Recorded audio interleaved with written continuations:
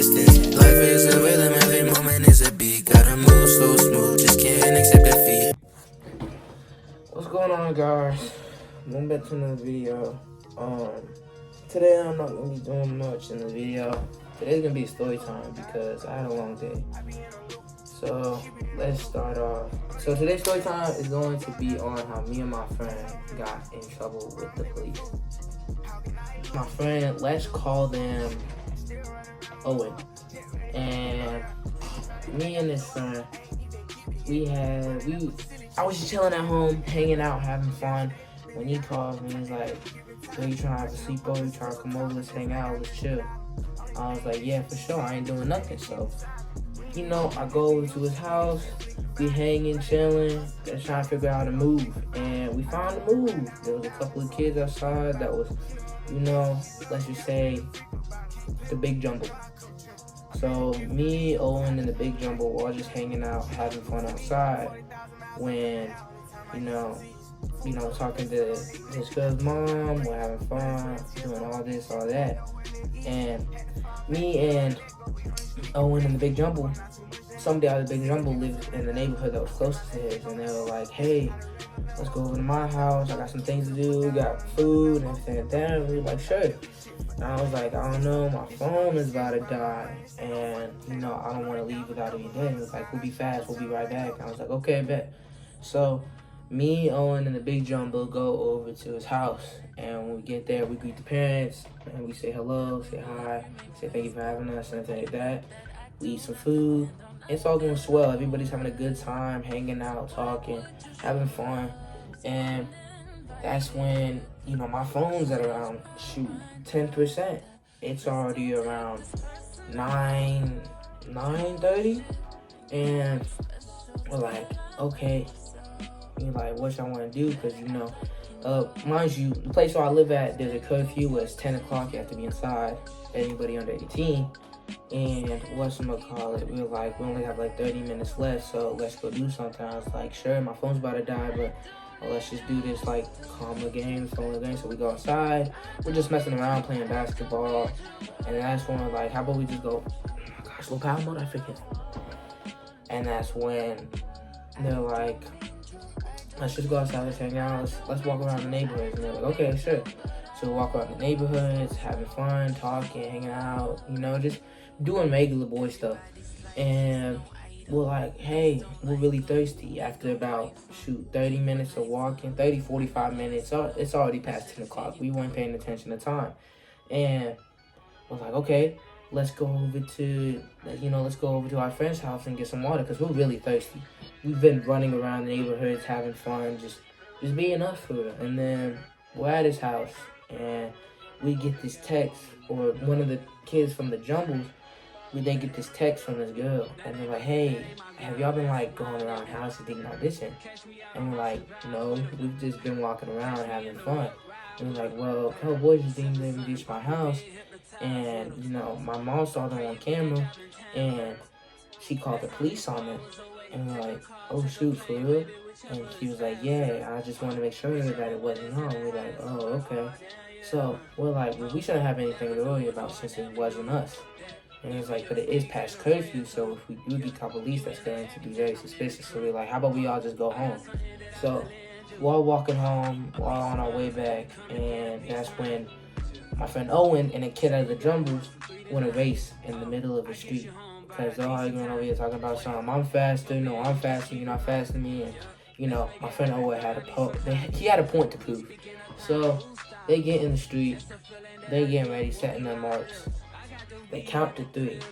1, 2, and on 2, as I'm watching them about to run, I see the police car turn the corner. I yell, police! And everybody scatters. We're all running as fast as you can, trying to get back to our house. And me and one of the kids from Jumble and this other kid run the same direction towards the houses. We get to the houses, we're all on the back, hanging around. Mind you, my phone's dead at this point. I have no idea. Actually, no, I think it was still alive. It was still alive at that point.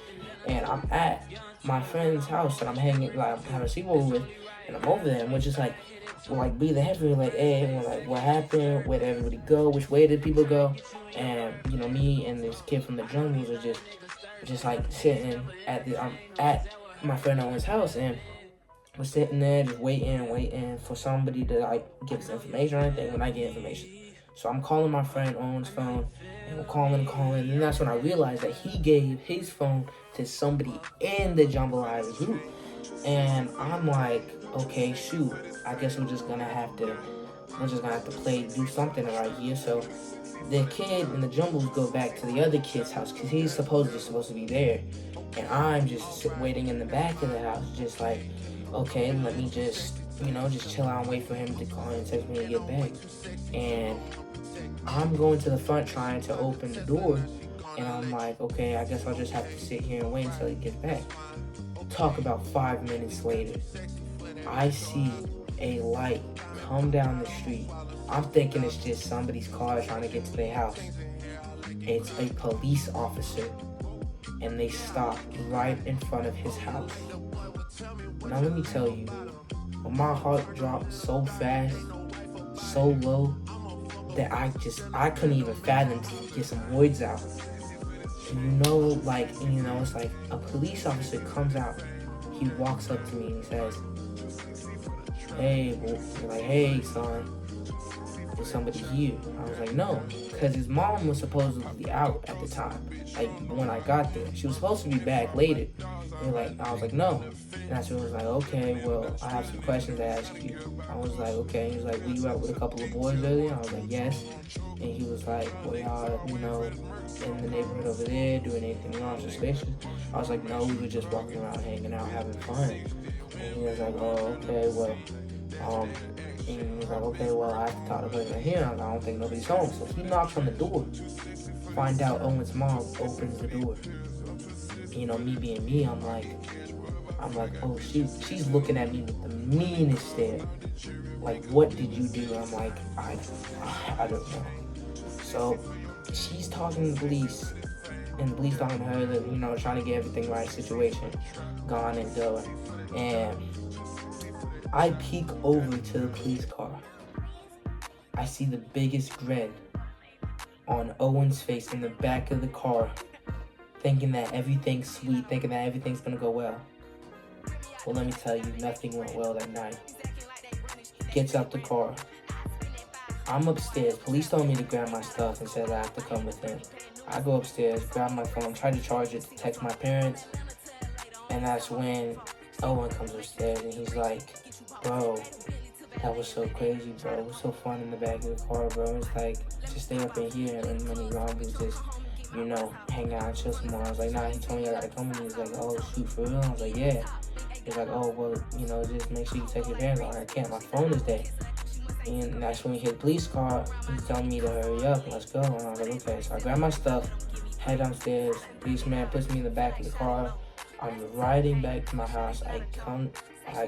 We pull up to the side of my house. Policeman was asking me questions the entire way. He was asking me what we doing, just asking me how my day was, he's just giving me the regular speech rundown. Which I really appreciate him, because he was nice about everything. He was telling me I was gonna try to, ease down on the fire, because he said I was a good kid. He didn't want me to get into too much trouble, because it wasn't that much of trouble if it wasn't us. And we were like, yeah, for sure. So he comes to our house, he parks, gets out. I'm staying in the back still. He walks up to my door, knocks on it. I see my dad open the door. My heart immediately drops. And it looked like everything was going good. It looked like everything was going swell. Mind you, it's like 11:30 at this point. And we're like, mind you, everything's going to go. I'm thinking everything's going swell. I'm thinking, I'm not going to be in too much trouble. Maybe a little speaking to, a little talking to, but, just sent to my room for the rest of the night type job. And that was not the case. As soon as he came and opened the door, he was like, okay. He was like, make better choices next time. I don't want to see you again unless it's for something good. I was like, yes, sir. I walk up to the door. I'm looking at the door. I'm thinking whether or not I should run away or stay. And I made the decision. I opened up the door, I walked inside, and the first face I am met with is my father. And mind you, my father's shorter than me. So I'm looking down at him, and he looks like the maddest, most angriest demon ever, just looking straight into my eyes. And the first thing it says is, "Give me your phone." I hand him my phone. He walks away mad and says, "I don't want to see you for the rest of the night. Go to your room." I go to my room, and for the next week, I am grounded. No phone. They were cooling on TV and stuff, but the phone and the going outside was a no-go.